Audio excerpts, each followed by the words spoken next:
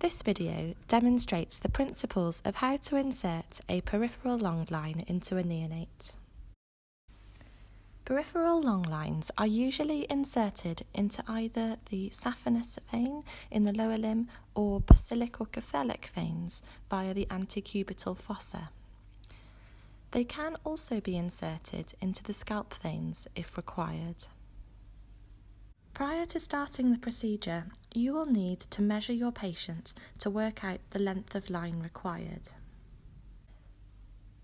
Measure from your insertion site, following the course that the line will take, up the leg,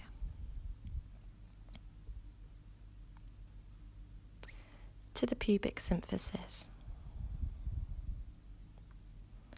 and then to the xiphisternum.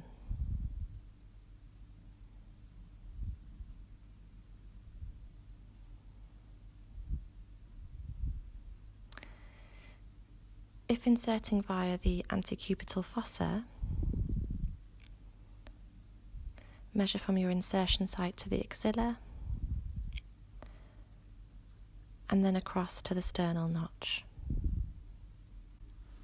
This is a sterile procedure requiring the operator and any assistant to put on a hat and mask, scrub, gown, and put on 2 sets of gloves. You will also need 2 sterile drapes, sterile gauze, steri strips with 2 tegaderms. This will be for your cleaning solution. You have artery forceps, scissors, a bung and 10ml syringe with normal saline in it. If the neonate is less than 1 kilo in weight, you will use the Premicath, which has a guide wire. If the neonate is more than 1 kilo, you will use the Neutraline PICC line, which has no guide wire. If the baby is less than or equal to 28 plus 6 weeks gestation and less than 7 days old, then use the clear 0.5% aqueous chlorhexidine. If the baby is more than or equal to 29 weeks gestation, or any gestation and more than 7 days old, then use the 2% pink chlorhexidine or the chlorhexidine applicator. So firstly, clean the limb that you're going to put your long line into.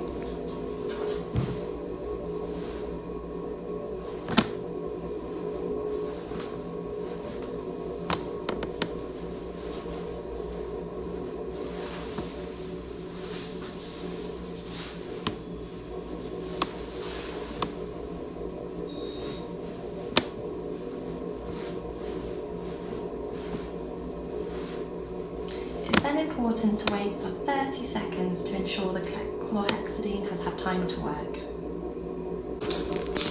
So given the gestation of this baby, we're now cleaning off excess chlorhexidine with sterile water to ensure no burns.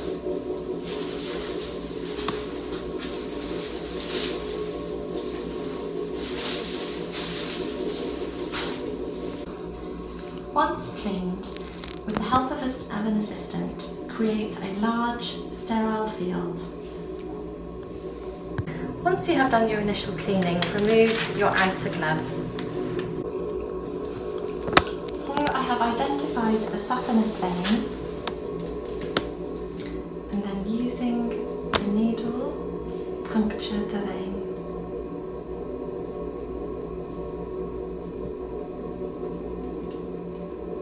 Until you see a flashback. Then thread your long line into your needle. So with the long line now fully inserted up to the hub, as this baby required a long line length of 22 centimetres, but the catheter is only 20 centimetres, so we have fully inserted it. We will need to carefully remove the needle. So using some gauze, pressure, remove your needle slowly, and your line will still be in, and then you need to click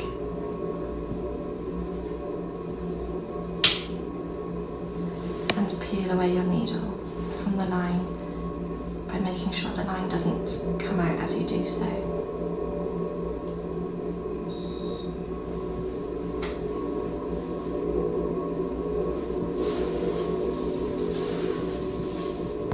Remove the guide wire by unscrewing at this hub and pulling gently on the wire. Flush your line with normal saline.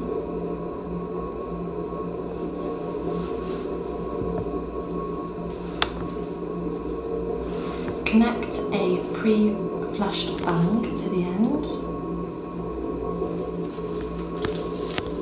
and close the line.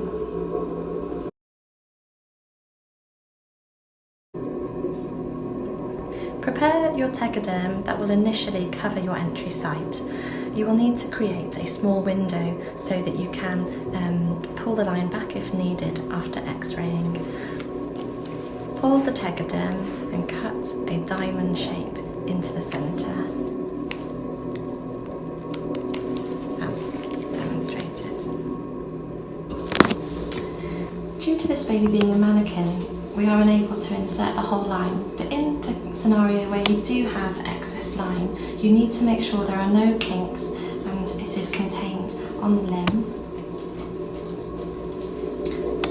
Place your tegaderm with the window over the entry site.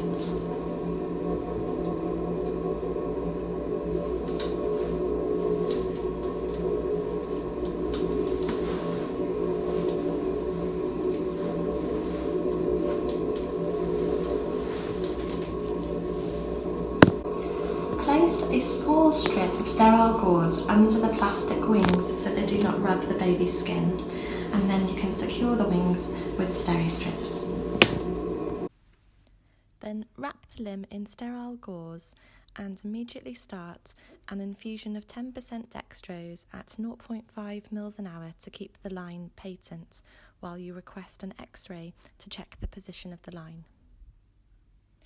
Remain scrubbed at the bedside to maintain sterility of the field in case any adjustments are required.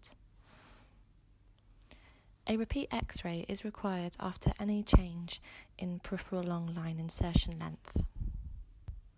When positioning for X-ray, if the long line is in the upper limb, both arms must be held straight down by the sides of the body. If the long line is in the lower limb, both legs should be held straight.